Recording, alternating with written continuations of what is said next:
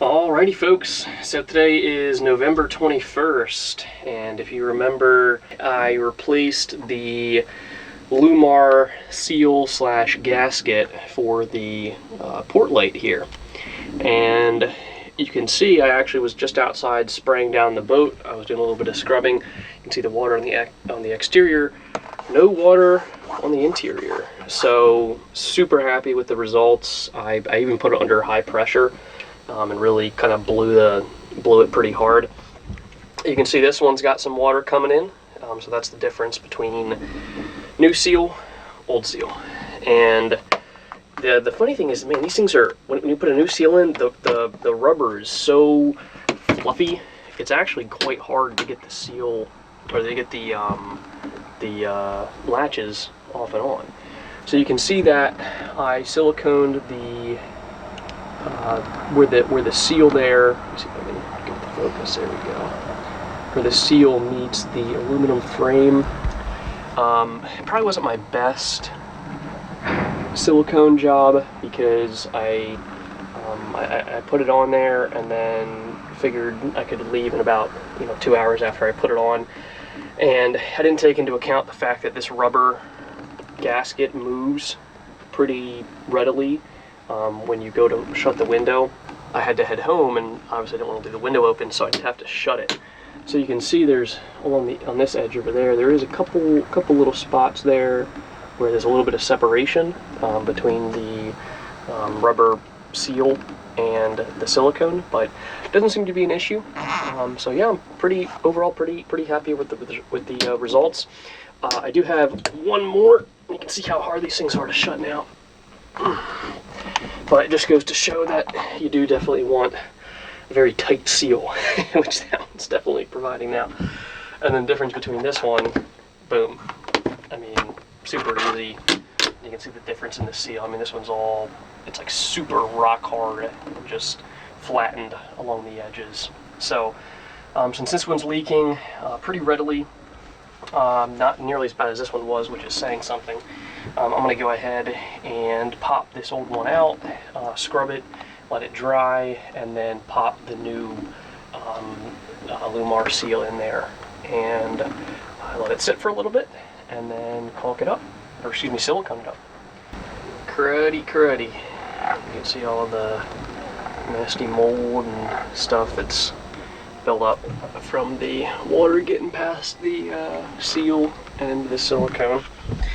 There's the old seal, and here is the new one.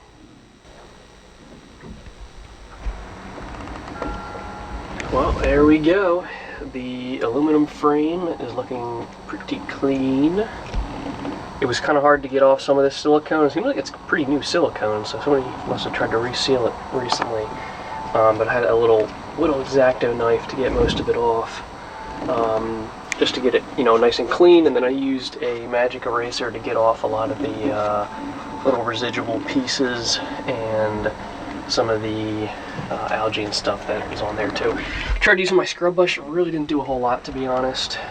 So yeah, so X-Acto knife and magic eraser kind of did the trick. So let me go ahead and slide it in. Ooh, man, getting these seals in is tough with just one person. I feel like this arrow piece is supposed to kind of lock in, but I don't know if it's because the old aluminum has a bunch of silicone and stuff still kind of in there, but this thing took me probably 45 minutes just to get in, and I finally kind of got it in and was able to close the hatch to an extent, or I guess the port light to an extent, just to get the rubber kind of smushed down for a little bit. And you can see it's drooping a little bit there, so it's not perfect, but it's at least kind of gotten it in place. And then I'm hoping that the pressure from the acrylic on it will kind of mold it into place for a little bit. So I haven't siliconed it yet. I'm just going to leave it like this for the time being and hope that it kind of sorts itself out under the pressure. But I did order, just to be safe, 2 more port light seals for these in the kitchen. So you can see that there's a little bit of water coming through, not as nearly as much as the bathroom, but still is some water there. And I also ordered some new seals for the aft cabin windows. So if I pull the blinds back, these ones are much bigger. They're Lumar size 5 actually.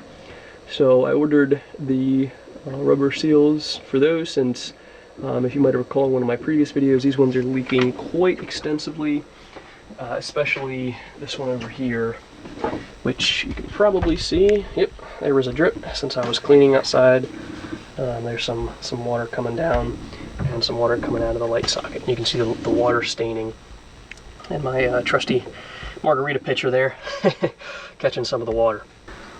Also on the to-do list today is to install the remaining LED housing over this area here.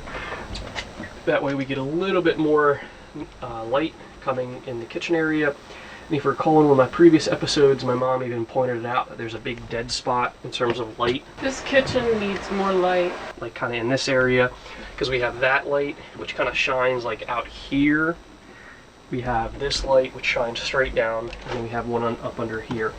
So there definitely is a kind of dead zone right around here in terms of lighting.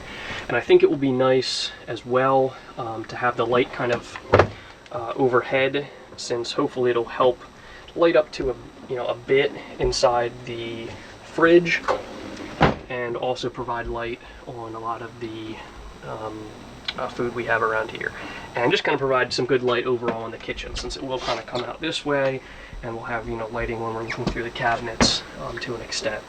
And if you recall, the lights that I installed in here are circular.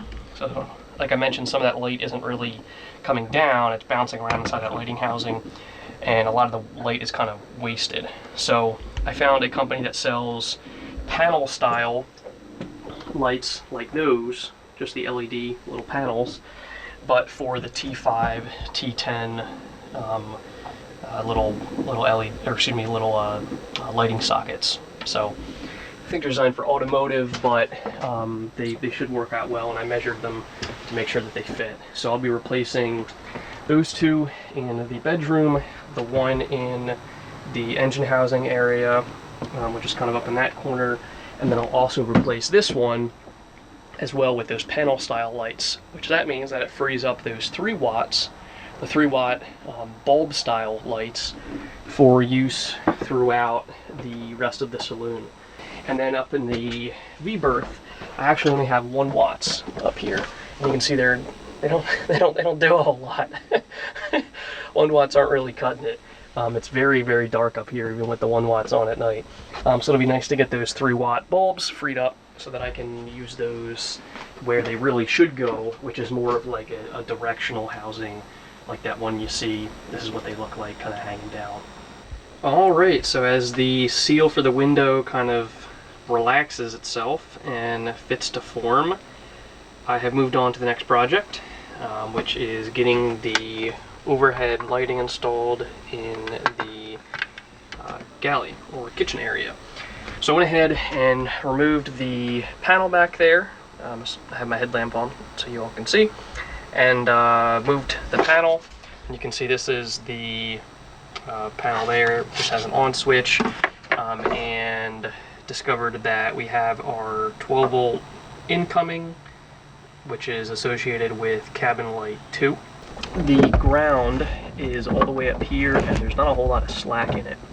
So my plan is, if you look, I marked a couple of dots there, which are where I'm planning to mount the LED lighting housing, and you can listen. It's pretty hollow there. My plan is to drill a hole here, feed the wire through, let gravity do its work, bring the wire down to this area, and then splice it into the ground on the wire there, and then the incoming 12 volts on this wire here.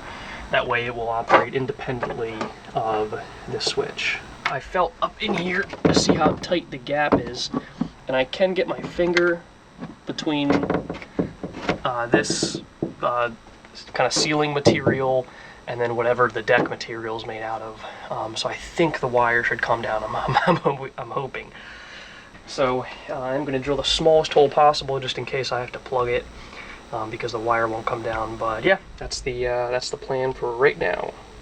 Ooh, all right. So I got the wire through. You can see the both positive and negative going through, and I have down there the positive and negative. I just now cut open the ground and spliced in a line, which comes down here. So I'm going to use this to connect to the old line over there on the left, as well as connect to the ground on the LED lighting housing. All right, well, the lines are now spliced in.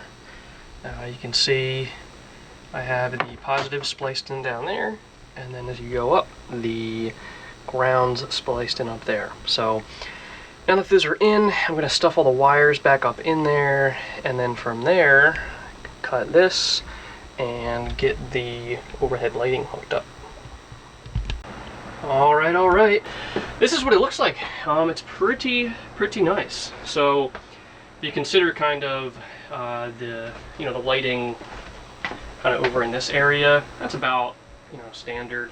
That overhead light isn't working right now, but you can see the difference when you come over here. I mean, the amount of light it throws off is pretty wild. So if you turn it off, you can see kind of the difference. Like I said, or I guess like my mom said, This kitchen needs more light. there's a huge dead spot here in terms of light, because we got that one, nothing, and then that one comes straight down. So this makes a huge difference in terms of the natural light, or excuse me, not natural light, I guess fake light, but still gives it kind of that natural light, kind of homey feel, which is good.